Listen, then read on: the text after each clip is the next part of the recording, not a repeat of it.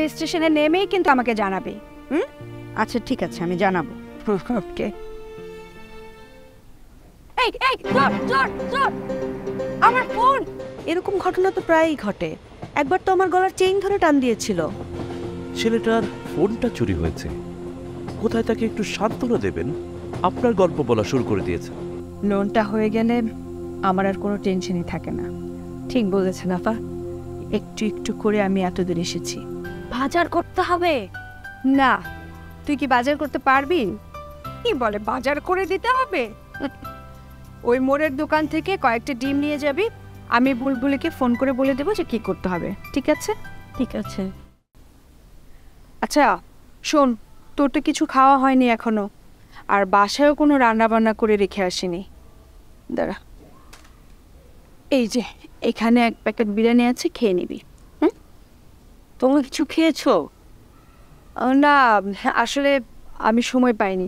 অসুবিধা নেই, আমি বাইরে থেকে কিছু একটা আনিয়ে খেয়ে নেব। তুই খেয়ে নে, তোর নিশ্চয়ই ক্ষুধা লেগেছে।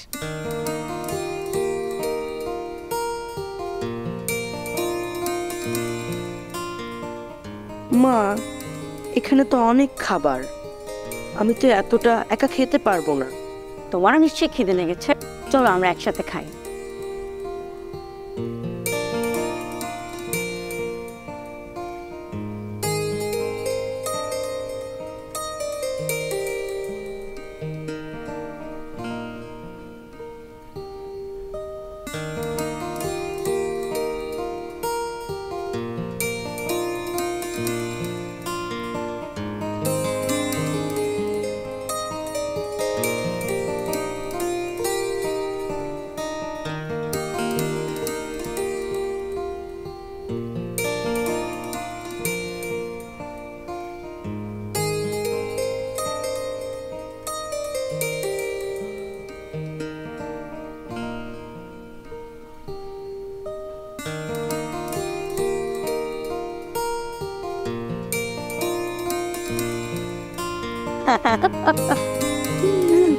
তোকে আর খাওয়াতে হবে না, আমি খেয়ে নেবো।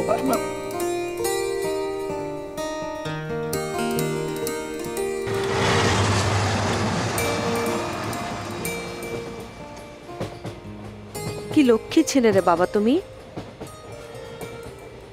মায়ের জন্য কত মায়া তোমার। আমার ছেলেটা কখনো বলেনি মা তুমি খেয়েছো, একদম বাবার মতো হয়েছে। যারা বাবা মাকে সম্মান করে তারা সব ক্ষেত্রে সফল হয়। দেখো, তুমিও জীবনে সব ক্ষেত্রে সফল হবে। একটু হোল্ড করো তো।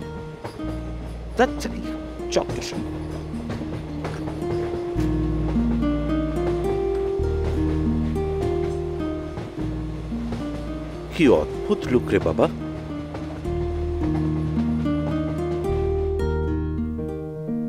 হ্যাঁ, এটা প্রিন্টটা ঠিক আছে, কালারটা একটু অন্য হলে আর ফুটতো বেশি। আচ্ছা এইটা দেখাও। হ্যাঁ, এইটা একটু কালারফুল, ভালো। আচ্ছা আপা, আমি আপনাকে আর কয়েকটা দেখাচ্ছি। দেখি দেখি তো এখানে যেটা, হ্যাঁ আরো তো দেখছো ওটা। এইটাও ঠিক আছে। ওকে নাইস, এটা এটা গুড। আচ্ছা হ্যালো, কে? খালামণি, আমি পনি। ওয়াও পনি, তুমি হঠাৎ? কি এমিলের খোঁজ নিতে? হ্যাঁ, ট্রেন আসতে এত দেরি করে কেন? ট্রেন ঠিক মতোই চলে যাবে, তুমি এত অস্থির হচ্ছ কেন? তুমি ওকে প্লেনে পাঠালে না কেন? তাহলে তো তাড়াতাড়ি চলে আসতো। দূরে কোথাও গেলে বাবা তো আমাদের সবসময় প্লেনেই নিয়ে যায়। তাই তো, এইটা তো আমার একদম মাথায় ছিল না। হ্যাঁ